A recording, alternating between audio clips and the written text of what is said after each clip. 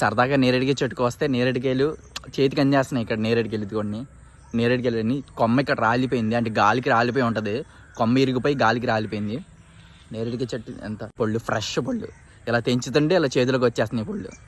నా చేతికి అన్ని అంత దగ్గరలోనే నేరేడుకాయ పళ్ళు. చెట్టు రాలిపోయింది కాబట్టి ఫస్ట్ ఇలా పచ్చగా ఉంటాయి, తర్వాత కొంచెం రెడ్గా అవుతాయి, తర్వాత ఇలా బ్లాక్ అయినాయి అంటే బాగా పండిపోయినట్టు, ఇంకా కోసుకోవచ్చు. అవి నా చేతిలో ఉన్నాయి కదా, కోసేసాను వాటిని.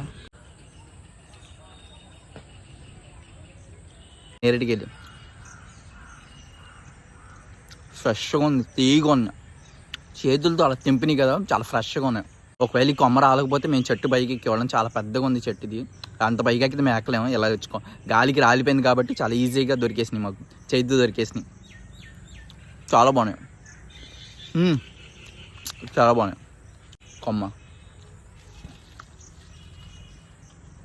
ఎక్కడ కూడా పొడి కనిపిస్తున్నాయి.